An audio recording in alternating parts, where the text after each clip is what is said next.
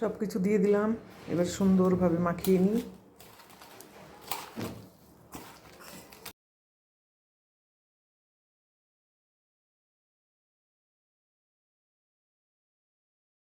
অনেক দিন বাদে কালকে মিস্ত্রি এসছে, একটুখানি পরিষ্কার হয়েছে ব্যালকনি, আরও বাকি রয়েছে,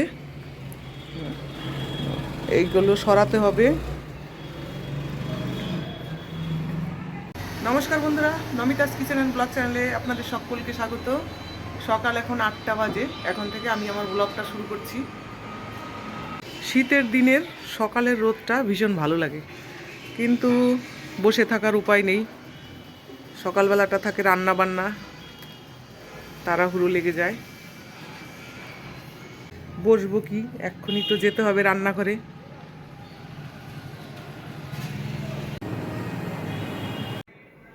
দেখি বাথরুমটাতে কতটা টাইলস লাগলো। খুলছে না কেন?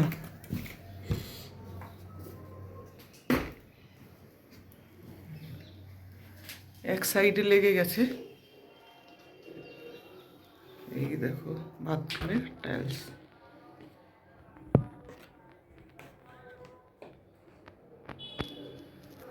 ওপরটাতে সাদা।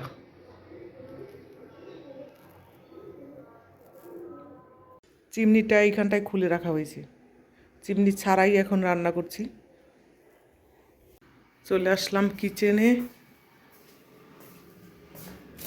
আজকে মেথি শাক নিয়ে এসছে, মেথি শাক ভাজা করব, আর ধনে পাতার চাটনি। অন্ধকার লাগছে কেন? তাজা তাজা ধনে পাতার চাটনি। মেথি শাকের বড়া করলে বেশি ভালো হতো। আজকে ব্রেকফাস্টে বানাচ্ছি ঘুগনি রুটি। ঘুগনি হয়ে গেছে, রুটিটা বানিয়ে নেব। কি আওয়াজ! ঘুগনিটা হয়ে গেল, এবারে বানাবো রুটি। ব্রেকফাস্টে নিলাম রুটি আর ঘুগনি। ঘুগনিতে আছে ভরপুর স্যালাড, যা স্বাস্থ্যের পক্ষে। মুগ ডাল বসিয়েছি লাউ দিয়ে, হয়ে গেছে মুগ ডাল রান্না। বাঁধাকপি রান্না করবার আগে সেদ্ধ করে নিয়েছি হালকা, গ্যাস ট্যাস একটু কম হবে।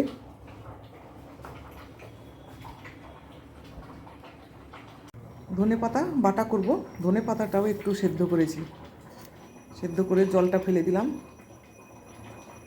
এবারে ভেজে নিয়ে বাটা করব। এই বছর শীতে প্রথম বানাবো মেথি শাকের বড়া।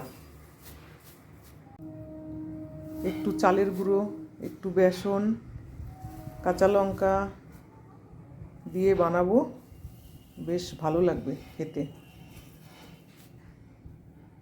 সব কিছু দিয়ে দিলাম, এবার সুন্দরভাবে মাখিয়ে নিই।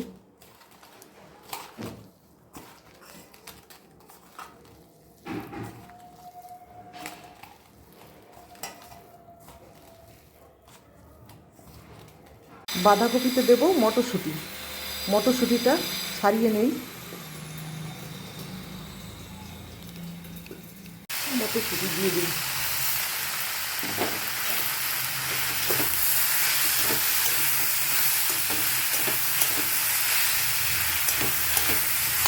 ধনে পাতা আজকে শিলে বাটিনি, মিক্সিতে বেটে নিয়ে তেলের ওপর একটু ভেজে নিলাম। হয়ে গেল ধনে পাতা চাটনি। দারুণ লাগবে কিন্তু খেতে ভাতের সঙ্গে। এদিকে বাঁধাকপিটাও রান্না হয়ে গেছে। এই হচ্ছে আজকে আমার দুপুরের খাবার। ধনে পাতা বাটা, বাঁধাকপি, ডাল, আর হচ্ছে বড়া ভাজা। বিকেল এখন 4টে বাজে। ব্যালকনিটা একটু পরিষ্কার হয়েছে।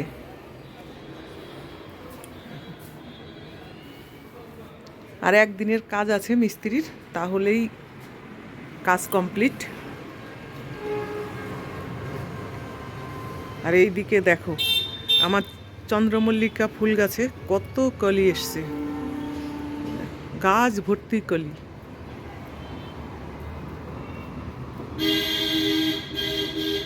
অনেক ফুল হবে গাছে।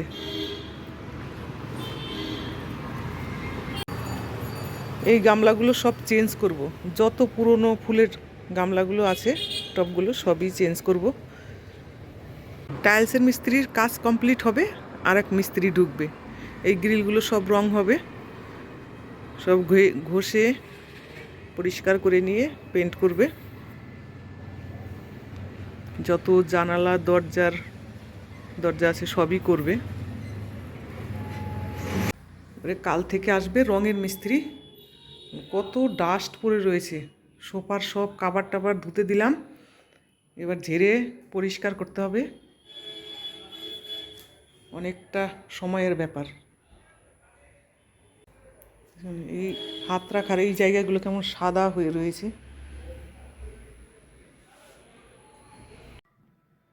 রং চলে এসছে, এবার ঘরে পেন্টিংয়ের কাজ শুরু হবে।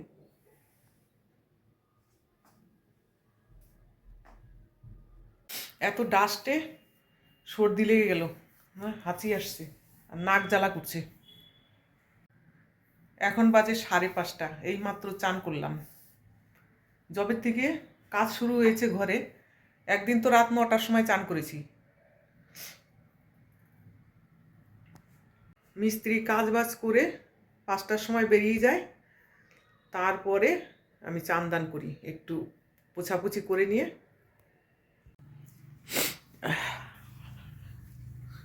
সোফার কাভারটা আজকে ধুয়েছিলাম, বিছিয়ে দিই।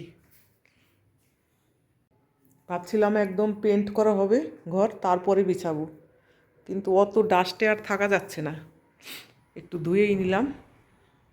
আজকে অনেক জামা কাপড় ধুয়েছি, দেখো ব্যালকনিতে জায়গা নেই। আর এইখানকার যেই দড়িটা টানানো ছিল ওই মিস্ত্রি খুলে দিয়েছে, আর লাগানো হয়নি।